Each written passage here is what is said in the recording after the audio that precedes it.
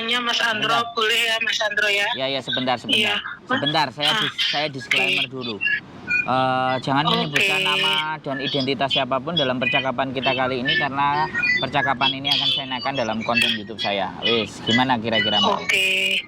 Oke. Iya. Ini Mas, saya kan mau proses Hongkong lagi kan Mas. Data saya itu KTP sama paspor kan nggak sama. Terus? Itu kalau katanya data ganda itu berapa bulan ya Mas ya? Sebentar.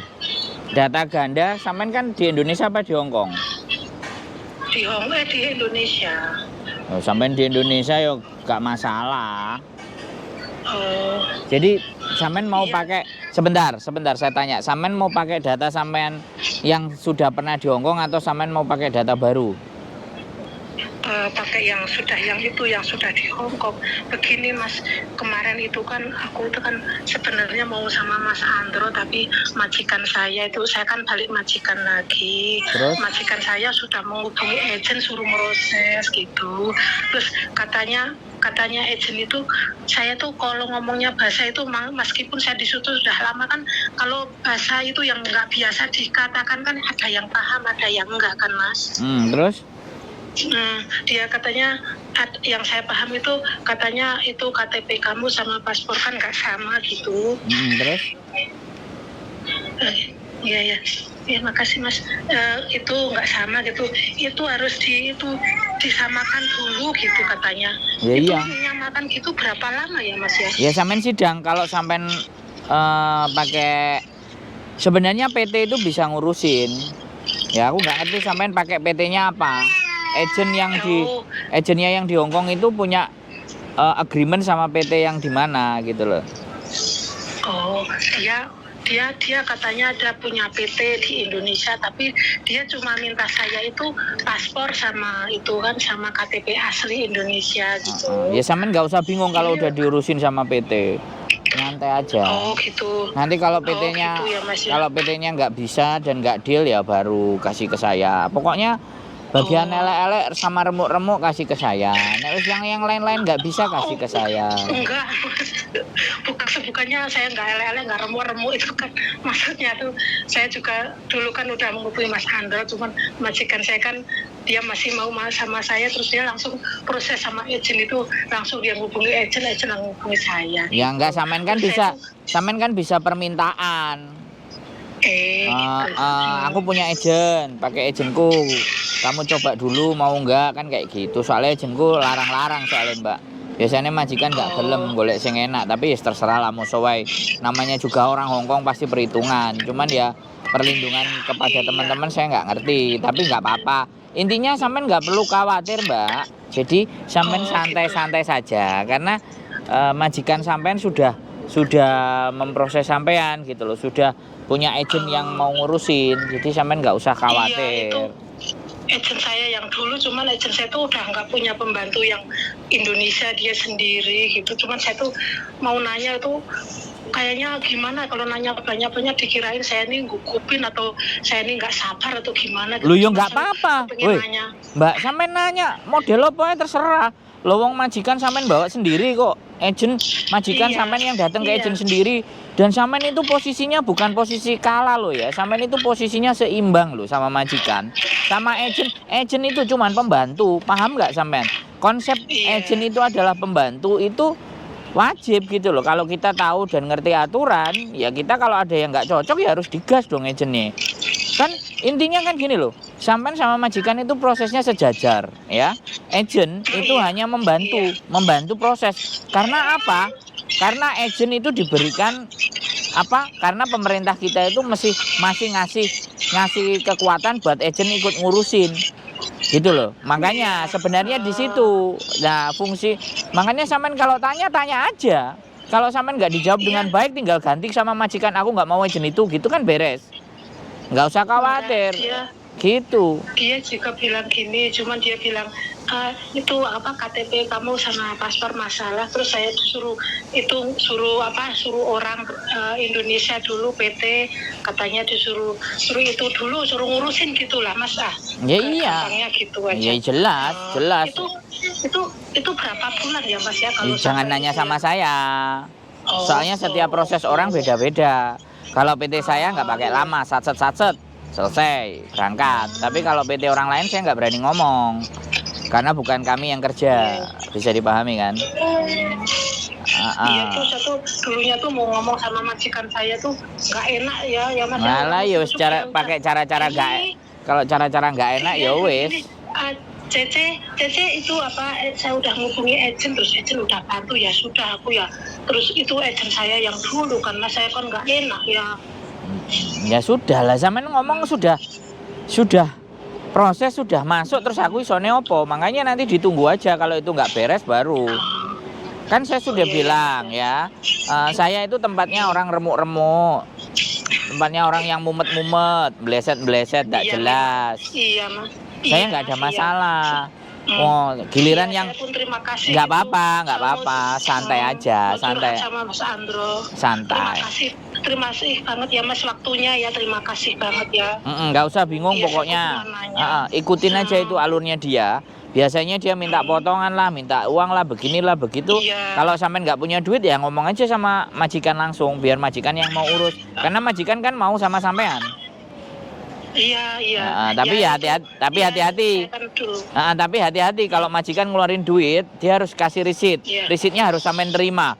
Kalau enggak, sampean pasti akan disikat sama PT. Itu banyak terjadi teman-teman kemarin. Jadi katanya majikan udah bayar 30.000 ke agent, tapi suruh ngeluarin risitnya nggak mau. Jadi kan sama-sama licik gitu loh. Bisa dipahami nggak? Iya. Nah, yang jadi empan-panan kan adalah sampean.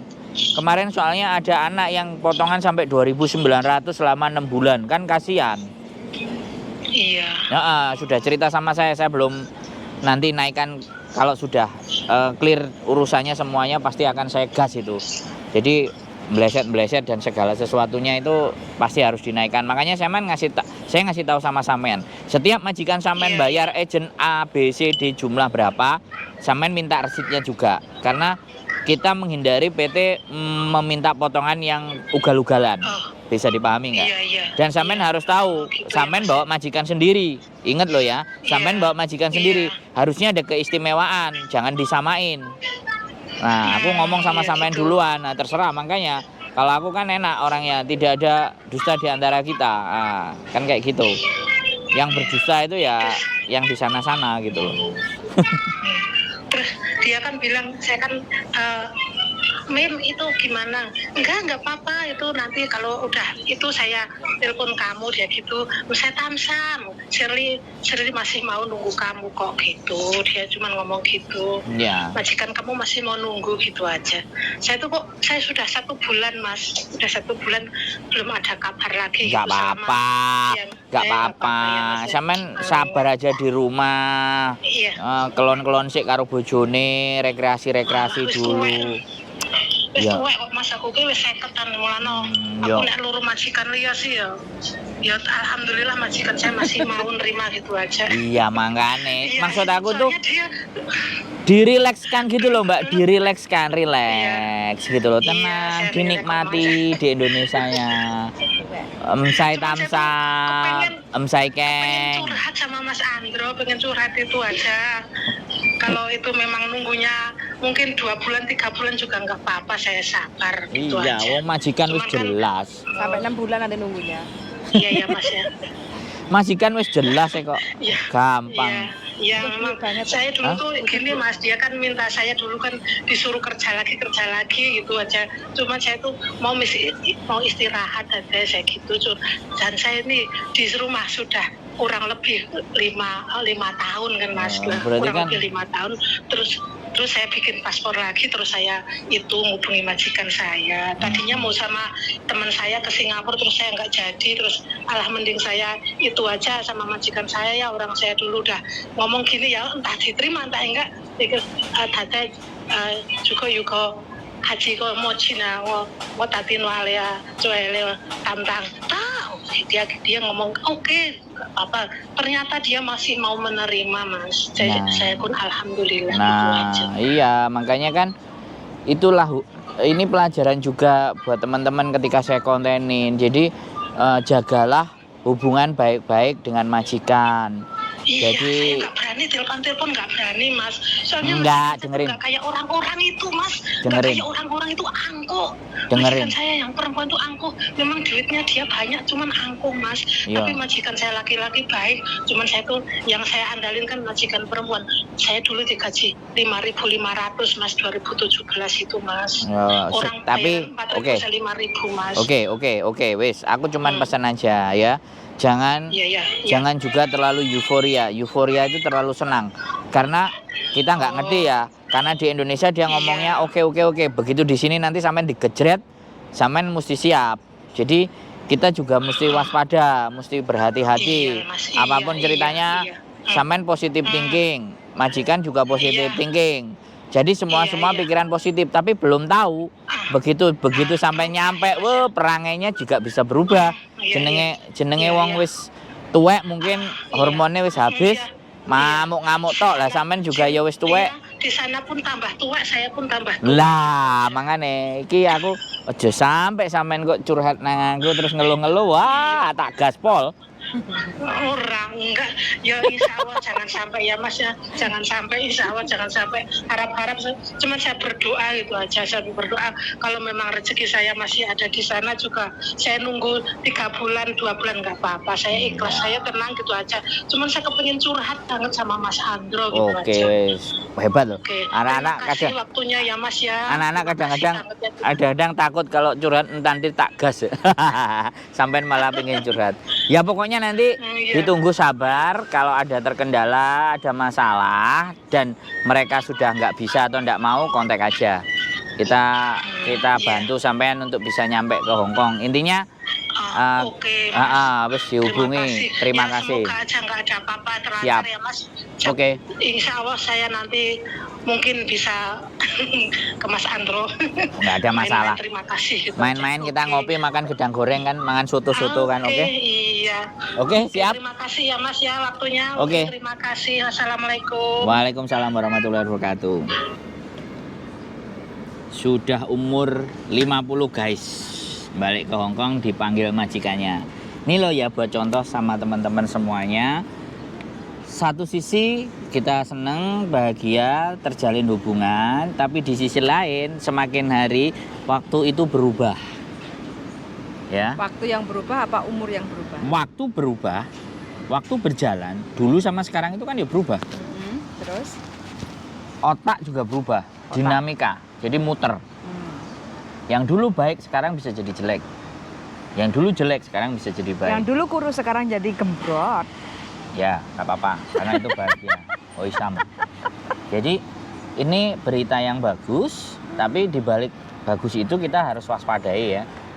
Karena sekali lagi karakter majikan itu tidak bisa kita tebak ya. Tapi setidaknya clue-nya sudah tahu. Clue itu cirinya, tandanya itu walaupun orang itu berubah, tapi cirinya itu kayak nggak berubah. Kayak saya misalnya ya, mungkin nanti tambah tua, tapi hidung saya kan tetap mancung gitu. Dan muka saya tetap ganteng. You understand? Understood, darling. Jadi kayak gitu. Karakter itu perilaku bisa berubah, tapi ciri adanya pasti ada ciri. Majikan kita mau kemana, sukanya apa, itu ada cirinya tertentu. Tapi juga bisa, itu juga tidak menutup kemungkinan ciri itu juga akan berubah. Yang dulu suka manis sekarang nggak suka gara-gara diabetes kan bisa. Pokoknya segala sesuatu akan bisa berubah. Maka kita harus menyiapkan diri kita untuk perubahan tersebut. Mungkin itu saja dari saya. Tetap jaga kondisi, keadaan, sehat selalu. Keep stay tune my YouTube channel and see you next video. Bye-bye.